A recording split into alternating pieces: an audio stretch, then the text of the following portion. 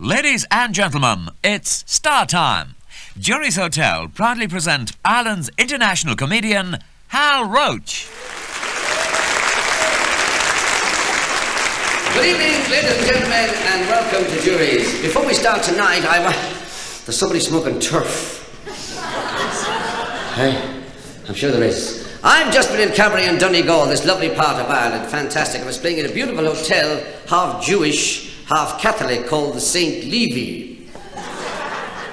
I have a lot of Jewish friends in Donegal, beautiful people, I adore them. I heard two of them talking in the bar the other night. One said to the other, "I'm sorry to hear your factory was burned down." His friend said, "Shh, it's tomorrow."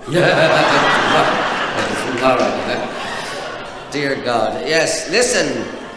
If there's anybody here tonight super sensitive, that is a joke.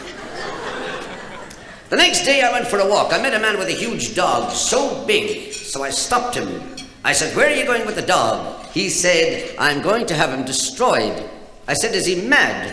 He said, "Well, he's not too pleased." It's a big dog, yes. There's another fella sitting in the middle of the street with a fishing rod, casting the line into the middle of the street. Now, come on, let's be honest, there's none of us perfect, as you know. We all have our problems. So I decided to be nice to him. I said, "How many have you caught today?" He said, "You're the 9th.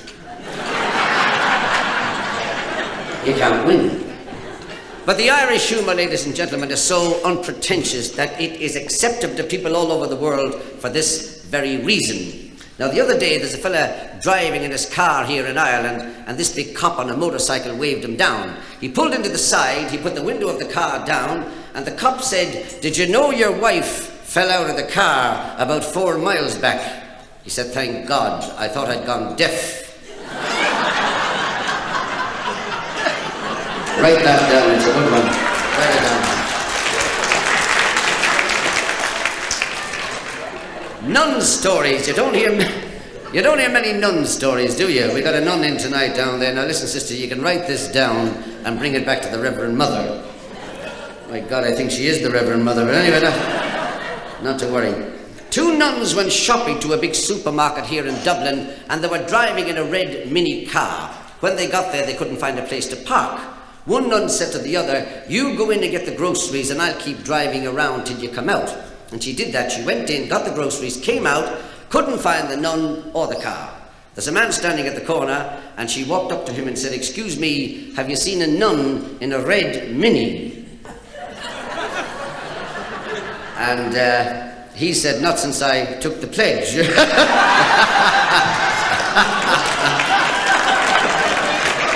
I love it. Write it down. But you know, ladies and gentlemen, booze has a profound effect on the Irish. Do you know that? We only drink in Ireland to forget we're alcoholics. You can't be sober here, no way. I mean, the hospitality is unbounding. You go to somebody's house, a party, a hotel, it doesn't matter where you go. As soon as you arrive, 6 large drinks are put in front of you right away. They say, "Come on now, get that down, it'll do you good. Drink that, empty that, pour that into you. Don't forget that one, get it down, drink it, get it down." 2 hours later, they have you over the sink, saying, "Come on now, get it up, you'll be all right. You'll be all right when you get it up there." It's true. You know, I watch people coming out of bars at night in Ireland when they close. It's a psychological study to watch them. They're all beginning to walk like this with the head up. Not to spill any. Honest to God. I was in a bar the other night. I'm in a bar every night, but not to worry. And there's a new clinic, you see, just opened in Dublin for alcoholics. It's a closed shop, you can't get into it. It's true. But this clinic is different. The doctors and nurses drink all day with the patients. We don't get many cures, but the days just fly by, you know that. It's fantastic.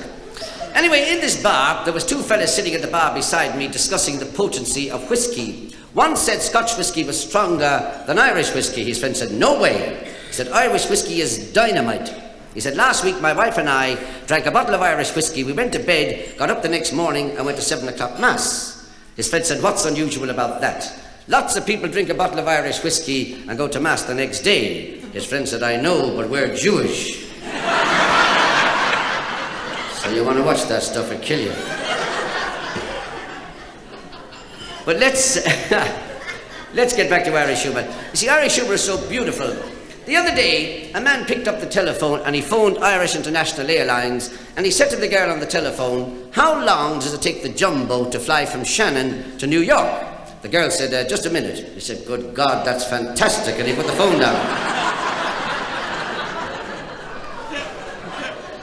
Yes, this is the best side over here, by the way. This is it's a lot of class over here tonight, it really is.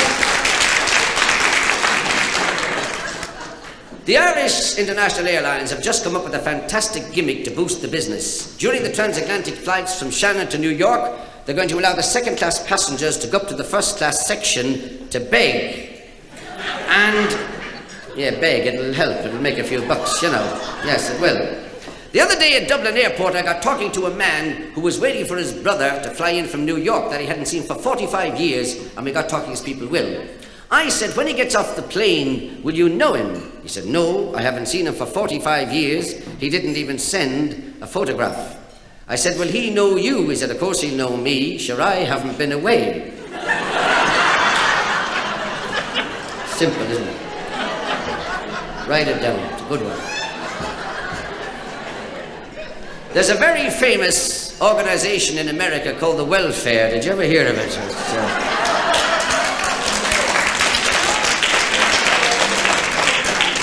It's a closed shop. You can't get into it, really.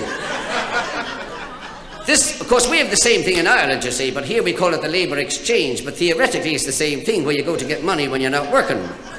And this fellow went to the labour exchange or the welfare and he said to the man, I'd like to get some money. And the clerk said, tell me something about your assets. What visible means of support do you have at the moment? And the fellow said, I have 35,000 shares in Guinness's brewery. And the clerk said, good. Have you got a house? He said, I have 3 houses, fully furnished and paid for on the outskirts of Dublin. And the clerk said, good. Have you got a car? He said, yes, I have a Rolls Royce outside the door. And the clerk said, you're joking. He said, well, you started it.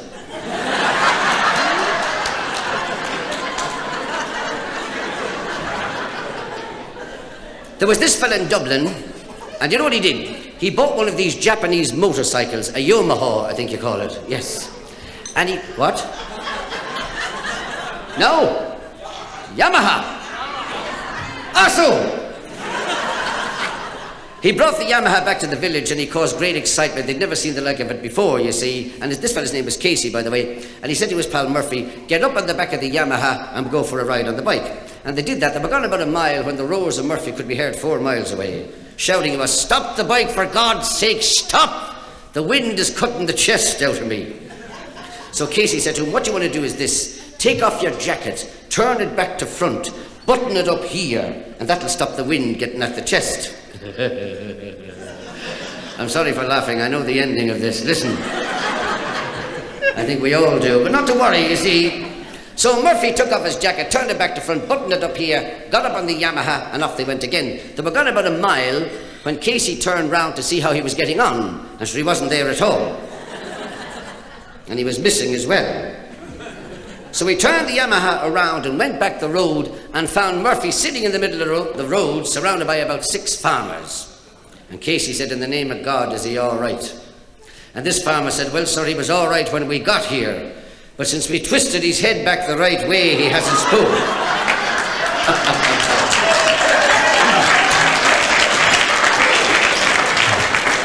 You're lovely. You really are. But you know, before I opened here at Jury's, I was in Africa for a couple of weeks. I went to Bechuanaland, very exciting. And when I was in Africa, I met the chief of the...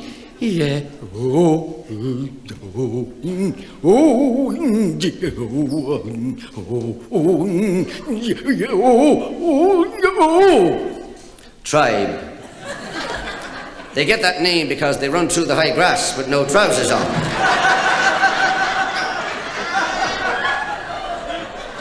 That'll be funnier in the morning than it is now, believe me. Can you just imagine that, by the way? My God, I can even feel it. However, it's...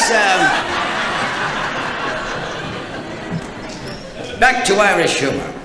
The FBI sent a photograph of a wanted criminal to the Irish police, and the picture was in 3 poses, front face and 2 side shots, and the message said, "We believe he's in Ireland, keep a lookout for him."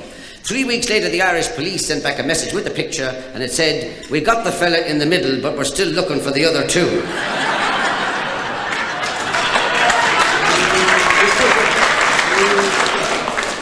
Write it down, it's a good one. Write it down. Well, you know, ladies and gentlemen, I have been here at Jury's for many years, and during that time it's been my privilege to meet people from all over the world. Many things fascinate people about Ireland. They like the people, the 40 shades of green, and the weather. You've been lucky with the weather. It's not always this good. Believe me. 4 months ago, a man came from Los Angeles to Dublin for rheumatism. He got it in 2 days. But we're different. It's nice to wake up in the morning and open the window and listen to the birds coughing. It really is. It's very nice. People are fascinated by many things about Ireland, but you know what they really enjoy? They really enjoy listening to the way we talk. You see, the Irish, we are unique when we talk because we say things that aren't necessary, and people find it very amusing. What do we mean by unnecessary remarks? Well, you could live here all your life and your neighbour live beside you, and they'll still greet you in the morning, something like this. "Good day to you. Is that yourself?" I mean, who else, for God's sake? Come on. Or sometimes you're walking down the street and somebody recognises you and they say, "Ha ha, there you are." I love that one. That's a brilliant deduction, that is. I was sitting at that table last night after the show, and a man from Galway recognised me, and he walked up to me and he said, "Excuse me," he said, "have you not gone home yet?" And him looking at me, sitting at the... But we do talk like that.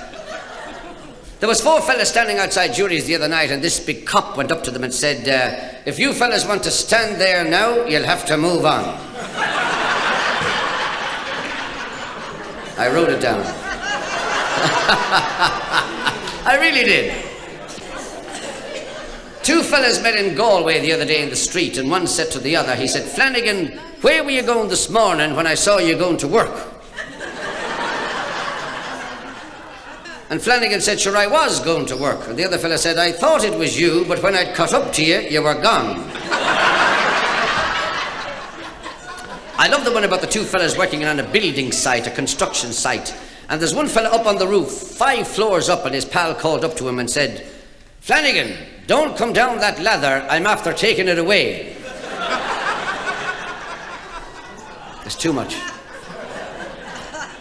3 weeks ago, I was standing at a bus stop in Dublin. There was 25 of us standing at the bus stop. We were waiting for the bus at the time.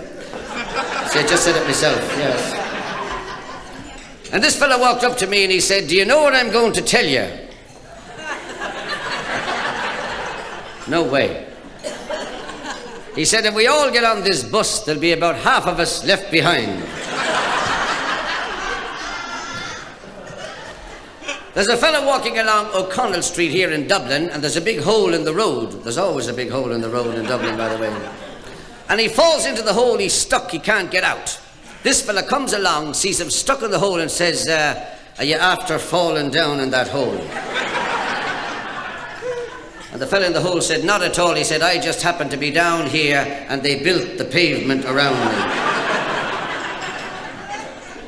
Isn't it fantastic? It really is. You know, I mean, it goes on and on. There's a little village, by the way, called Killaloo, County Clare, not far from Shannon Airport. I've known the postman there for 20 years. His name is Pat Cassidy. Last week in a hotel in Killaloo, I said to the barman, "How is Pat Cassidy getting on?" He said, "He's not. You can forget about him. You'll not be seeing him again. We had to bury the man. He was stone dead." He said, "He's finished, passed on, gone over, deceased, gone home, demised, buried, 6 foot down. You wouldn't know him. He's finished, stone dead, gone, gone home, finished, buried, demised, in a box. He's gone. You'll not see him again. He's finished, gone, gone over, finished, gone, dead." I said, "He's dead then?" "Oh," he said, "finished, gone, 6 foot down, buried and all, dead, finished, gone." I said, "When did he die?" Well, he said if he'd lived till next Thursday, he would have been dead a month. Now, figure that out, because I couldn't. My nerves wouldn't stand it, really. It's too much, it really is. You may well know, you see, we have a big traffic problem in Dublin. The one-way streets, they're changing them every day. Honest to God, we don't know where we are. It's an accident if you get home. And Grafton Street is the most important one-way in this town. And this woman decides to drive up Grafton Street. And this big cop said, "Stop! And don't move as well." He said, "Where do you think you're going?" She said, "I don't know, but I must be late. Everybody coming back." Oh, yes. Oh, dear God. Well, listen, you may well wonder what part of Ireland I come from, ladies and gentlemen. I come from Waterford, where the lovely crystal is made. All my family live there. I have 5 brothers, 3 alive and 2 in the civil service. But we don't talk about them, yes. My mother is 80 years old. She thinks television is a town in Israel. You'd feel sorry for people like that. You really would. Some time ago on a bus, I was on a bus going down to Waterford to see my mother, and this fellow walked up to me and he said, "Excuse me, are you reading that newspaper you're sitting on?"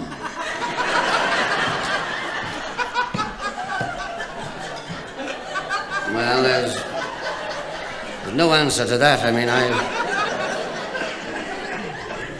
There was this fella with one eye called Casey. I don't know what his other eye was called, but... Oh, dear God.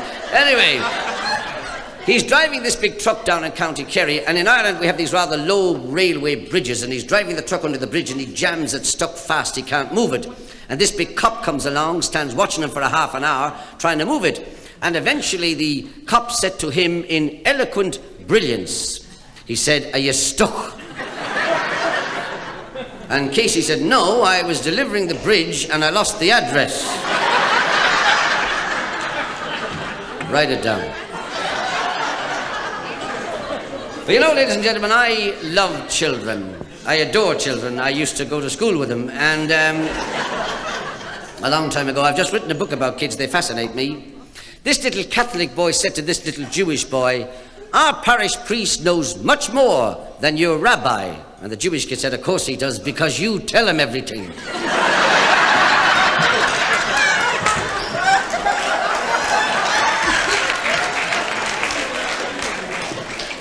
There's a little boy at school down in County Kerry during the geographica lesson, and the teacher said, "Son, what's a Hindu?" And the child said, "It lays eggs."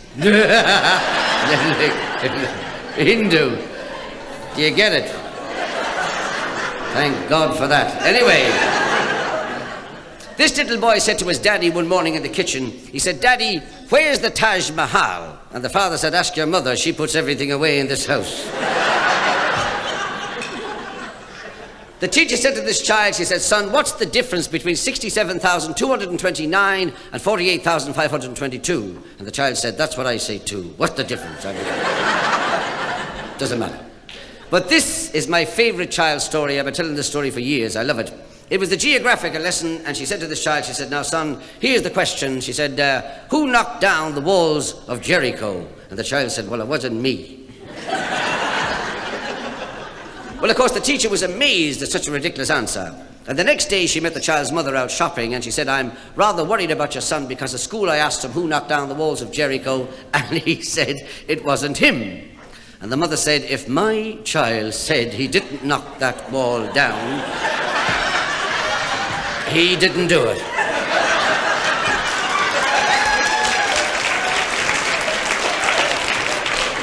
Well, of course, the teacher was stunned. And the next day she went to visit the child's father in their home. He was lying in bed at the time looking for work. Well, work is a very delicate subject in Ireland, do you know that?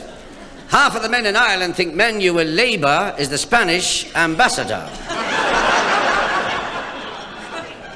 Anyway, she said to the father, "I'm very worried about your son, because at school I asked him who knocked down the walls of Jericho, and he said it wasn't him. And then I told your wife what happened, and she said, if my child said he didn't knock that wall down, he didn't do it." And the father said, "Well, I don't want any trouble. How much did this wall cost?"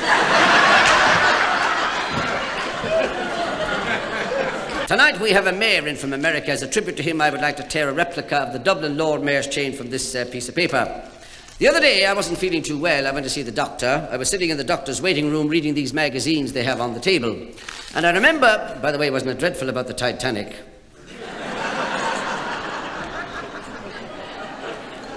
This doctor was a funny man. I wish I were. But listen, I stopped smoking. I quit. I didn't have much choice. You see, the doctor took a couple of pictures of my chest. He said if you continue to smoke, I wouldn't advise you to buy any long-playing records. When they put it like that, you listen. He said, raise your right leg, and I did. He said, hold it up high, and I did. Now he said, leave it there, and I did. Now he said, I want you to raise your left leg, and I did. I fell flat on my back. He said, how long have you had these dizzy spells? Can't win. Up at the golden gates of heaven there are two big signs, and written on one sign it says, stand here all the men who were henpecked by their wives on earth. 5 million men standing beside it. Another big sign it says, stand here all the men who were not henpecked by their wives on earth. And there's one little fellow, Riley, standing there on his own. And St. Peter said, Riley, why are you standing there on your own? And Riley said, me wife told me to stand here.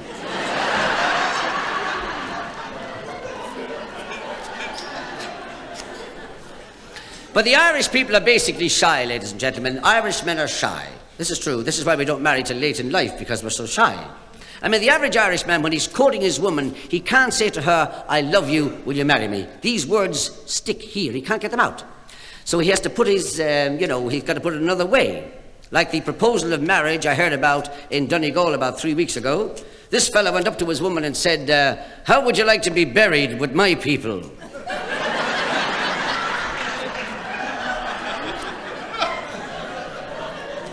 Romantic, isn't it? But you know, I'm an avid fisherman. I love fishing. Recently in Waterford, where I come from, I went down there to fish. Now, there's always one genius in every village that knows where the big ones are, isn't that right? It's true, so I met him. He said, I'll show you where they are. So he brings me along. He said, now here, we have them in the thousands. Salmon, that size. Huge, he said. You don't even need a fishing rod. They're so plentiful, you can lean over into the water and pull them out with your bare hands. I said, you're kidding. He said, I'll show you. So we go along, and there it is, and there's a little bridge. Now, I said, lean over the bridge, and I lower you down by the legs, and you can pull one up. I must have been out of my Chinese mind, you know that. I leaned over the bridge. He lowered me down by the legs. I panicked. I got hysterical. I said, for God's sake, get me up quick.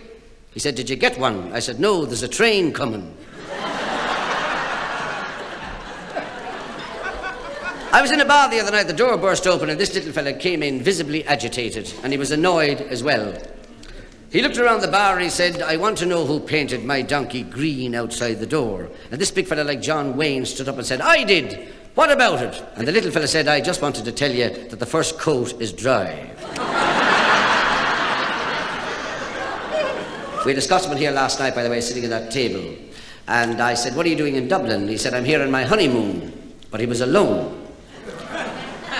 So I said, where's your wife? He said, she's back in Scotland. She's been to Dublin before.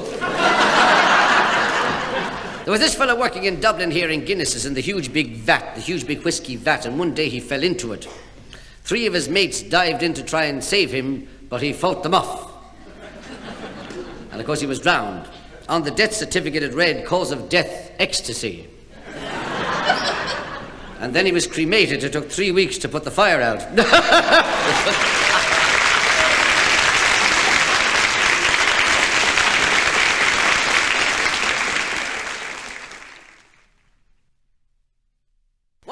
Things about being in show business is the way you travel all over the world. Millions of miles every year, the far ends of the globe. I've been to Wexford, Sligo, Donegal. Have you been to Donegal?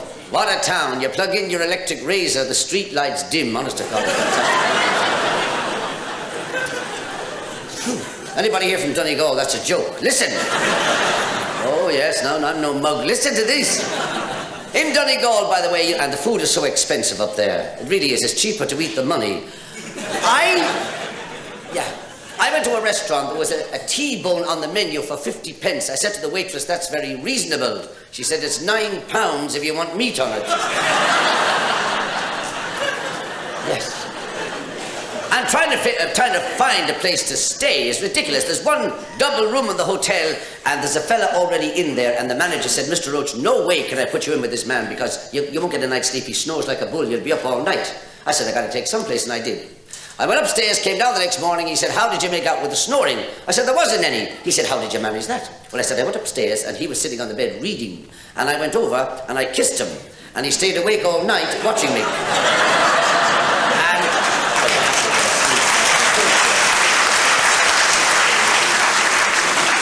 And the following morning, now this is what makes Ireland famous. Listen to this. The following morning, there's a knock at the bedroom door. I opened the door. It was the porter. He said, excuse me, sir, was it 7 o'clock or 8 o'clock you wanted to be called? I said, I wanted to be called at 9 o'clock. I said, what time is it now? He said, it's 11 o'clock. Lovely stuff. It really is. And no, thank you. God. The last Sunday I was down in Kilkenny doing a show, and now listen to this, and I'm driving back at midnight, and I'm running short of petrol, and there's a man walking towards me, and I said, excuse me, are there any all-night 24-hour petrol stations in Kilkenny? He said, yes, sir, 4 of them. I said, could you direct me to one of them? He said, I could, but they'd be all closed now. We're the greatest. We really are. Even today now, just to digress from the Irish for a while, I was at a meeting today, did a, sort of press reception, you see, at the French embassy today. Funny men, these Frenchmen, aren't they? They really are. One of them kissed me on both cheeks. It was very embarrassing. I was tying my shoe at the time. However,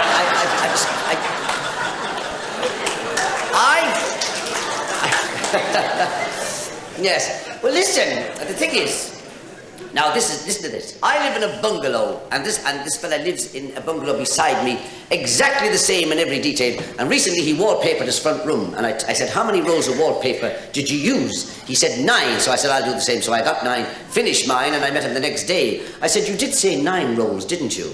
He said, yes. I said, well, I finished papering my front room, I said, and I discovered from the 9, I had 3 rolls of wallpaper left over. He said, God, that's funny, so did I.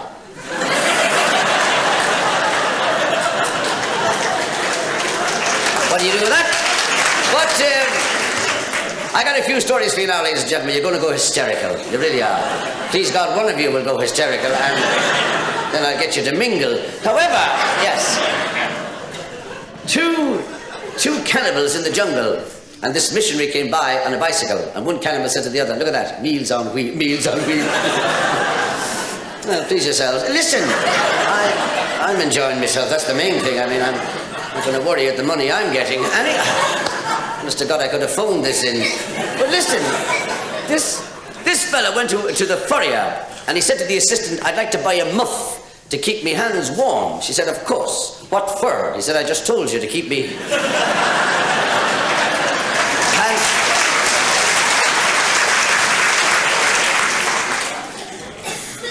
I don't know what to say, ladies and gentlemen. I'm quite overcome at that outburst. I really am. I love this kind of thing. I really do. A fellow went to the library, and he said to the librarian, could you recommend a good book? She said, would you like something light? He said, it doesn't matter. I have the car outside. Now, yes. A woman of 65 married a man of 80, and they spent their honeymoon trying to get out of the car. And, well, 80 for God's sake, come on. Twilight Zone. But the thing is, yes. And the following year, she went to the doctor, and the doctor confirmed the good news to her, you see. Yes. She said, you're out of your Chinese mind. I can't be. I'm 65 years old. He said, but you are. My God, she said, can I ring my husband and tell him? He said, yes. So she picked up the phone. She said, Paddy, I'm pregnant. And he said, who's speaking? It's not a sin to laugh at that now, honest to God. It really isn't. No way. But women, let's talk about women for a few fleeting moments. You'll never understand women, ladies and gentlemen. You never will. Now, my wife, who is a relation of mine by marriage, an angel, always up in the air and harping about something. But anyway, the thing is, she... Drive you bananas, they would, honest to God. They really would. Oh, you never understand them. If you come home early, they think you want something. You come home late, they think you've had... I don't know. The thing is, you can't... no, listen, you can't win. No way can you win with women, honestly. It's ridiculous. It really is. I had two fellas talking in a bar the other night. One fella said, "You seem upset." He said, "I am upset." He said, "The wife reversed the car out of the garage this morning." And the other fella said, "What's unusual about that?" And he said, "I reversed it in the garage last night." Think about that one now for a minute. Anyway, my wife, I first met her in the tunnel of love. She was digging it. And you want to meet her brother? He's a right twit, the brother. He doesn't drink, smoke, or go with girls, and he makes all his own dresses. And there's a lot of it about. But listen, he's such a twit, he thinks the anti-litter campaign is a new kind of pill for dogs. And he... Dog, litter. Litter, dog. Dog, litter. I think we say the rosary and go home, honest to God. Anyway, my wife and I, a lovely woman, we went on a cruise on our honeymoon. Yes, the ship was so old, the funnel was made of thatch. And written on the side, it said, "Romans, go home." But anyway, the cruise. I mean, these cruises, I was so seasick. I'm a bad sailor. I was so ill on board, I sat in a green deck chair for 4 days and nobody noticed me. That's bad. I was dying. I went to the doctor on board. He said, "Put your tongue out," and I did. He said, "For God's sake, don't put that back in your mouth. You'll poison yourself." I was dying. I said, "Doctor, you know those pills you gave me to give me strength?" He said, "Yes." I said, "I can't get the top off the bottle."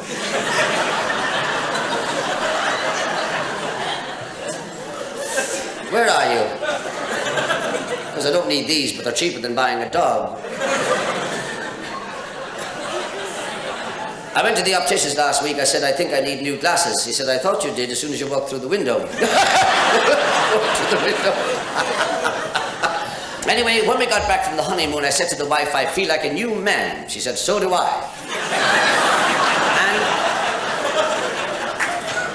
And you can't win them all. She's a lovely woman, you know. I take her everywhere with me. We went to London. I took her to Madame Tussauds, the waxworks. Very interesting. We went downstairs to see the Chamber of Horrors. We were standing there watching the exhibits when the attendant whispered in my ear. He said, "Keep that woman on the move or stop taking."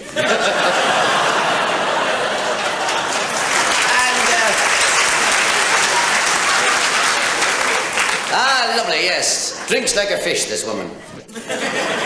This woman, and she's getting so big, honest to God, she's so big. I'll tell you how big she is. 3 weeks ago, she hung a pair of her knickers out on the line, and the gypsies moved into them. And big woman. Oh yes, her x-rays are in cinemascope. Well, listen, the doctor put her on a diet of bananas and peanuts. She didn't lose any weight. You want to see her climbing trees. This one. The greatest. And people have been telling her that I am chasing the women. She said, "Let him chase women. You see dogs chasing cars, but they can't drive." And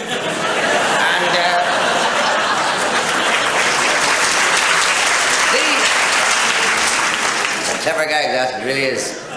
But like all married couples, we have our little tiffs and our little arguments, but we never go to bed until we make it up. Once we were up for 8 months. I was jaded.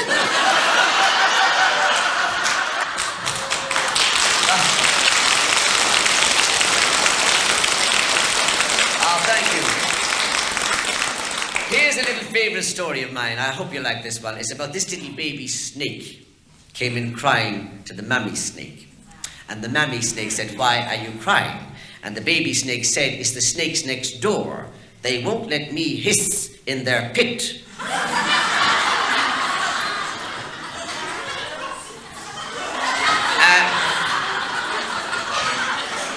Yes. I think I got that right. Yes. And the mother snake said, "Never mind them." She said, "I knew them when they hadn't got a pit to hiss in." Oh.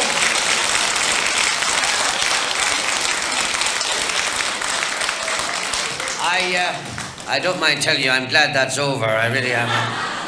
I'm terrified to take a drink before I come on, telling that, yes. No, we were talking about a bus now the other day. I was on this bus and there's 2 ladies sitting in front of me. And do you know when you're sitting on the bus, you don't mean to listen to what the people in front of you are saying, do you? You do, yes. And I did. And one lady said to the other, she said, did you hear about Mrs. Flanagan? She had her appendix taken away last Tuesday. And the other one said, it serves her right. Had she put that in her husband's name, they couldn't have touched it. And at the back of me, there's two ladies talking as well. And one said to the other one, she said, I believe you lost your man. Oh, yes, she said, he's gone. Gone, she said, gone, finished, gone. He went quick, you know. And the other one said, what happened? Well, she said it was a Sunday morning, and he went out into the garden to pick a head of cabbage for the dinner. And she said, didn't he drop? And wasn't that the end of him? And the other one said, my God, she said, what did you do? And she said, what could I do? I had to open a can of peas. That's what I like about you, you're quick. But the big gimmick in Ireland today is these Turkish baths. You know, the sauna baths and the Turkish baths, they really are becoming a first-class attraction. And of course, everybody's trying them, including me. I decided the other day to have a Turkish bath, and I arrived at this place, and when I got there, it was all steam and white tiles and steam everywhere. So I took all my clothes off. And when the steam cleared, I was in a fish and chip shop. But the other day, I must tell you, I was driving my car down to Limerick, and I saw a priest standing at the bus stop, and God love him, standing there with all this big, heavy suitcase. And being a gentleman, I stopped the car. I said, Father, can I give you a lift? I'm on my way to Limerick. He said, so am I. I said, good. So I opened the trunk of the car, and I put this huge, big case in the back, and I sat in beside him, and off we went to Limerick. And we had a great chat on the way down. And when we got to Limerick, I took him directly to the parochial house, opened the back of the trunk of the car, took this huge big suitcase and brought it into the hallway. And I was just leaving, and he said, well, Mr. Roach, I'm very grateful to you, and I'd like to give you something for your trouble. I said, not at all, Father, I couldn't accept anything. It's a pleasure. Oh, big God, he said, I wouldn't have it on my conscience. I'll have to give you something. He said, do you take a drink? I said, I do. Well, he said, kneel down and I'll give you the pledge.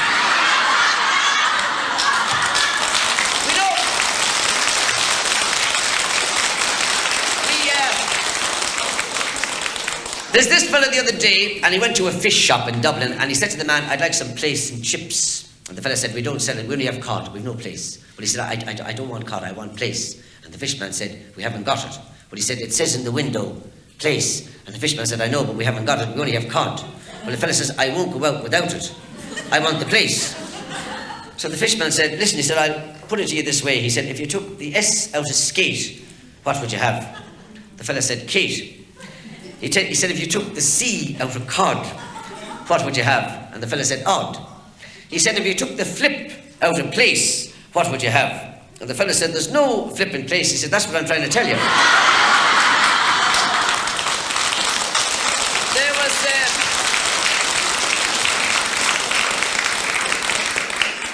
But the Irish government have just come up with a marvellous idea to stop unemployment. They're going to raise the school leaving age to 45. How about that? I want to tell you a story. There was this old man, you see, and he lived alone, and he was very deaf, and he couldn't hear as well. And he had a parrot inside the front door on a perch, and this parrot was a marvellous talker, you see, fantastic. And one night, the old man went to bed. Of course, he went to bed every night, but this was a special night. And the next morning, the milkman arrived at the door, and he knocked at the door, and the parrot inside the door said, who is it? And the fellow said, it's the milkman. And the parrot said, who is it? He said, it's the milkman. And the parrot said, who is it? He said, it's the milkman. And the parrot said, who is it? He said, it's the milkman. And the parrot said, who is it? He said, it's the milkman. I hope to God I remember the ending of this. Anyway, the parrot said, who is it? He said, it's the milkman. Well, anyway, this went on for about an hour and a half. I won't bore you with the details. And eventually, after an hour and a half, the milkman passed out with exhaustion on outside the door, answering this thing back. And just then, the old man upstairs thought he heard something, you see, and he came down, and he opened the door, and he said, who is it? And the parrot said, it's the milkman. But thank you very much indeed. But it's a...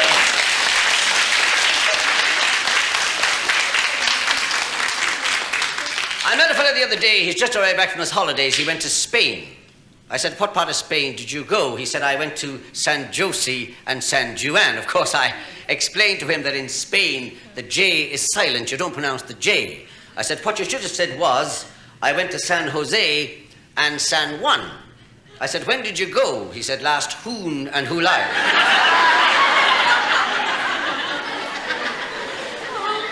But you know, these days, ladies and gentlemen, it's very hard to know the men from the women, isn't it?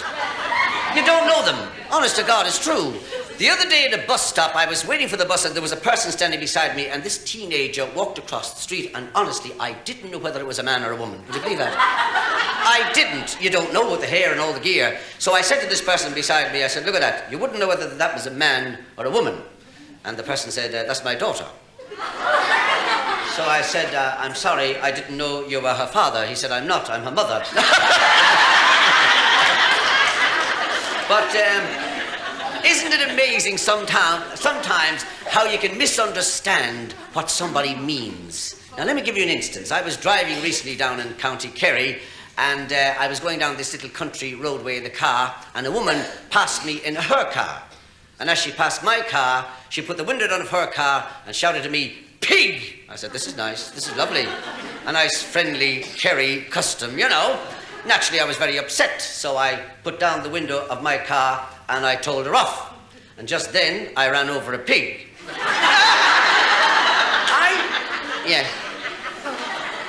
Irish humour is so beautiful. Now, I was passing a shoemaker shop recently, and I suddenly realised, you see, that I'd left a pair of shoes in there about 10 years ago to be repaired. I never came back for them.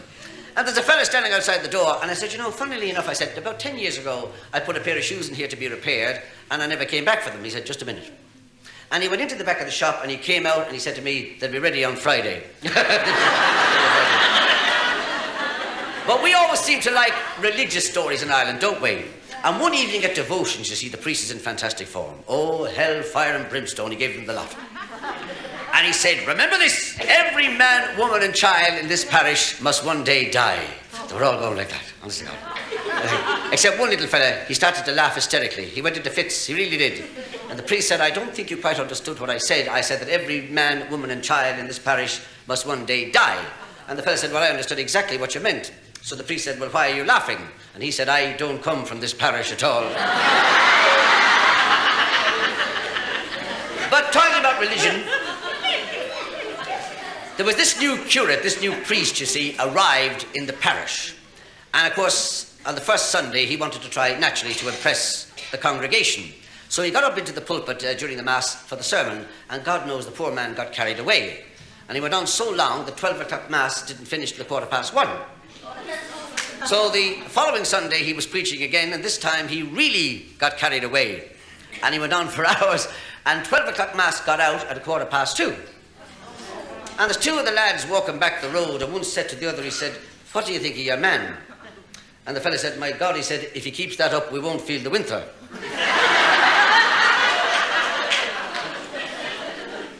There was these two fellas, Casey and Flanagan, and they were in a cinema watching a film of John Wayne. And Casey said to Flanagan, he said, I bet you five minutes John Wayne will fall off his horse. And Flanagan said, it's a bet. So right enough, 5 minutes later, John Wayne does fall off his horse. But he said, before I pay you, tell me honestly, did you see the film before? And Casey said, I did. And Flanagan said, so did I, but I didn't think he'd do it again.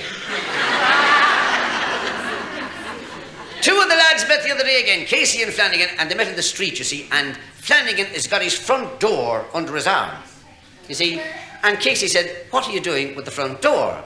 And Flanagan said, I lost the key. And Casey said, well, you better not lose the front door or you won't be able to get in. And Flanagan said, it doesn't matter, I left the window open. Well, you see, there you go. But this is what I like.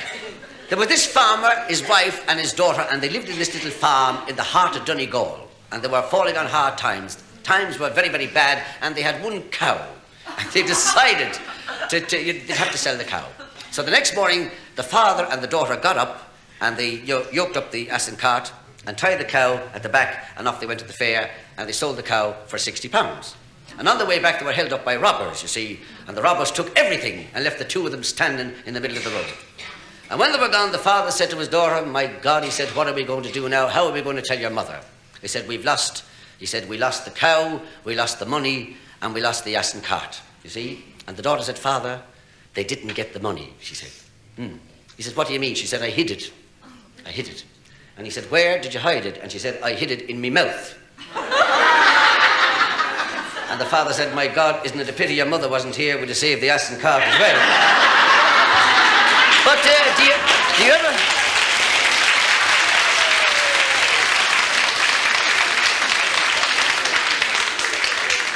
Do you know what fascinates me, by the way? You know these newspaper ads, the matrimonial column, where the women are looking for the husbands and the men are looking for the wives, and they put an ad in the paper. Do you ever read them?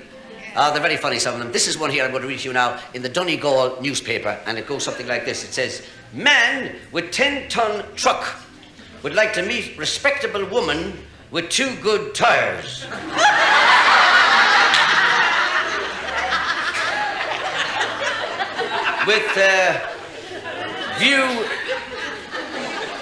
With view to matrimony. P.S. Please send recent photograph of the tires. Well, there you are. You see, it's all there. But these 2 lads I was telling you about, Casey and Flanagan, they decided to climb Mount Everest. And they arrived at the mountain and they started to climb.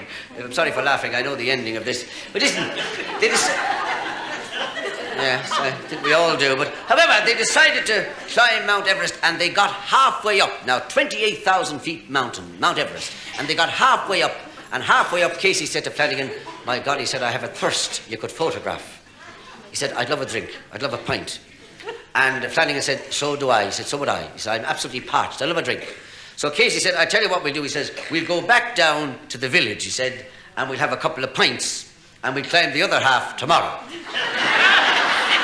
But naturally, Americans love our country, ladies and gentlemen. You know, you all do. Most of you here tonight, I suppose, are American in one way or another. But, no, they do. They love us. And there was this little cafe, in the hills of County Clare. And this American couple went in there one day, you see, and they sat down in this little cafe to have a meal. And the waitress walked up. She says, yes, sir. And the American said, I'd like a 3-pound steak about 5 inches thick. 2 of them. The girl said, oh, God, she said, I'll have to ask the missus about that. So she went into the kitchen and she came out 5 minutes later and she said, the missus said to tell you if we had that, we'd eat it ourselves. But smoking seems to be in the news today, isn't it? It seems to be the big topic of conversation. And, the government here have men going around Ireland today to deter people from smoking. And one of these government officials, you see, finished up in the heart of Donegal, and he saw this farmer in a field and a cigarette hanging out of the side of his mouth. And the fellow said from the health office, he said, now, he said, you shouldn't smoke because it's very bad for your health. So the farmer said to him, let me tell you something, he said. My father smoked 100 cigarettes a day, and he said he lived to be 103 years old. And he said, then he died. And he said, when he was dead 4 weeks, he said, they dug him up. And he looked better than you do now.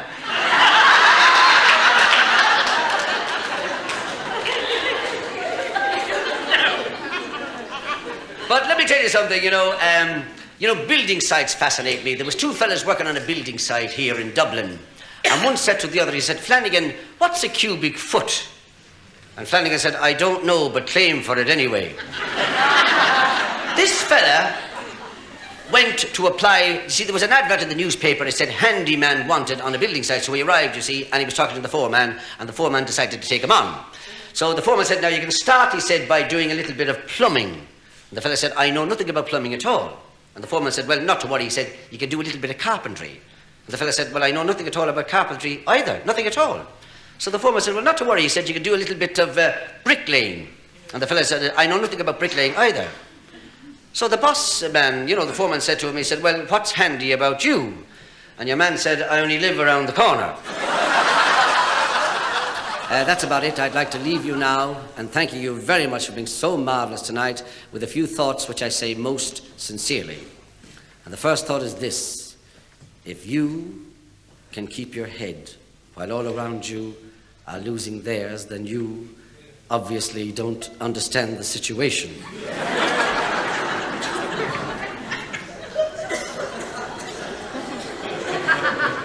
And remember that the poor shall inherit the earth, but not the oil rights, of course. And don't forget to keep Dublin clean and tidy. Eat a pigeon. And think about that, please. And the final thought is to live every day as if it's your last. And one day you'll be right. Ladies and gentlemen, Hal Roach.